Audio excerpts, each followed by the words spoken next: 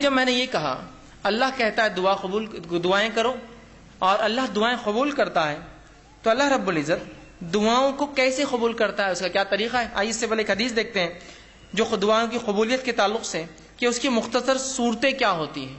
جب میں نے کہا اللہ دعائیں قبول کرتا ہے تو اللہ دعاؤں کو کیسے قبول کرتا ہے، اس کا طریقہ کیا ہے؟ کیا جو میں مانگوں وہ کر دیتا ہے؟ طریقہ کیا؟ آئیے سنیے۔ نبی اکرم صلی اللہ علیہ وسلم فرماتے ہیں، مسند احمد کی روایت ہے، ابو سعید خدری رضی اللہ عنہ حدیث کے راوی فرماتے ہیں، آپ صلی اللہ علیہ وسلم فرما کہا مسلمان دعا کرتا ہے جس میں گناہ اور خطا رحمی کی اگر بات نہ ہو۔ ایک مسلمان اللہ سے دعا کرتا ہے جس میں گناہ کی بات نہ ہو، اللہ مجھے زنا آسان کر دے یا مجھے فلاں نہیں، گناہ کی بات نہ ہو، اور قطع رحمی رشتے توڑنے کی بات نہ ہو کہ اللہ میرا رشتہ ان سے توڑ دے، میں ان سے فلاں کرتا ہوں، جس میں گناہ کی بات نہ ہو، رشتے توڑنی قطع رحمی کی بات نہ ہو، تو آپ صلی اللہ علیہ وسلم فرماتے ہیں اللہ 3 میں سے ایک ضرور عطا کرتا ہے۔ جب بندہ اللہ سے دعا کرتا ہے جو گناہ کی نہ ہو، پہلا شرط، دوسرا قطع رحمی رشتے توڑنے کی نہ ہو، تو اللہ 3 میں سے کوئی ایک کام اس کے ساتھ کرتا ہے۔ غور سے سنیے تاکہ وضاحت ہو جائے کہ اللہ دعائیں بولتے ہیں نا حوصلہ قبول نہیں کرتا ہے، تو کیا کرتا ہے؟ سنیے 3 میں سے کوئی ایک کام۔ پہلا، دعا کے مطابق خواہش پوری کر دیتا ہے۔ اے اللہ مجھے فلاں گاڑی چاہیے، گاڑی مل گئی، دعا کے مطابق خواہش پوری کر دی۔ اے اللہ مجھے فلاں گھر چاہیے، گھر مل گیا، دعا کے مطابق خواہش پوری کر دی۔ اے اللہ مجھے فلاں جو خاتون سے نکاح کرنا ہے، دعا کے مطابق آپ کو کر دیا، وہ چیز آپ کو عطا کر دی۔ اے اللہ میرے والدین کو صحت عطا فرما، دعا کے مطابق صحت عطا ہو گئی۔ تو جو مانگتا ہے مل جاتا ہے، پہلی شکل۔ دوسری صورت دعا قبول ہونے کی، سنیے آپ فرماتے ہیں دعا کو آخرت کے لیے اٹھا کے ذخیرہ بنا دیتا ہے۔ دعا کو اللہ لے لیتا ہے اور اٹھا کر آخرت میں ذخیرہ بنا دیتا ہے، اینڈ ٹائمز کا سٹاک، مرنے کے بعد کی زندگی کے لیے ایک سٹاک بنا کے رکھ دیتا ہے، آخرت کا ذخیرہ بنا دیتا ہے۔ اور تیسرا فرماتے ہیں دعا کے برابر مصیبت کو ٹال دیتا ہے۔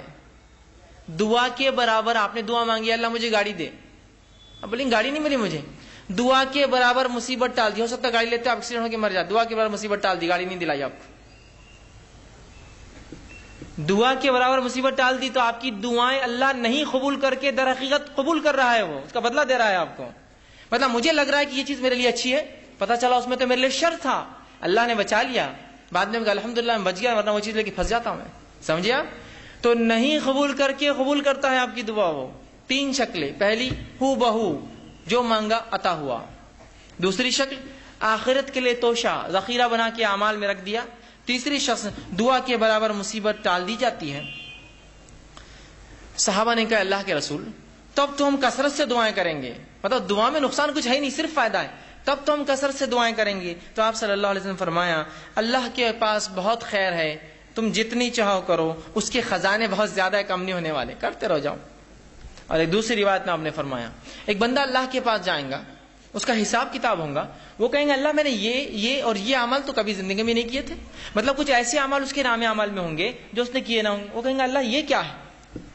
تو اللہ کہیں گا یہ وہ تیری دعائیں تھی جو میں نے قبول نہیں کی تھی جب تو نے مانگی تھی دنیا میں۔ تو وہ بندہ کہیں گا کاش کہ میری اللہ کوئی دعا قبول نہ کرتا، اس لیے کہ اتنا اجر ملے گا نہیں قبول ہونے والی دعاؤں کا جسی کو انتہا نہیں۔ تو وہ کہیں گا کاش ہے اللہ تو میری ایک بھی دعا قبول نہ کرتا دنیا میں، آج اس کا اجر ملتا۔ تو کیا ہوتا اس سے؟ اجر بڑھنے سے، نام اعمال نے وزن نیکیوں کا بڑھنے سے اس کے مقامات بلند ہوتے تھے جنت میں۔ کہیں کاش ایک بھی دعا اللہ دنیا میں قبول نہ کیا ہوتا تو نے میری۔ تو 3 میں سے ایک ملتا ہے، یاد رکھیے۔ اب کوئی دعائیں نہ چھوڑے، اللہ سے ناراض نہ ہو، اللہ سے رسوائی کا اظہار نہ کرے اللہ میری نہیں سنتا ہے، وہ سن رہا ہے آپ کی، آپ کو 3 میں سے ایک دے رہا ہے، دعا کے بدلے دعا جو مانگا وہ دے رہا ہے، یا اس کے بدلے آخرت کے لیے اٹھا کے رکھ رہا ہے، یا اس کے بدلے آپ کو اور مجھے اس کے برابر مصیبت کو ٹال دے رہا ہے، مصیبت کو ٹال دے رہا ہے۔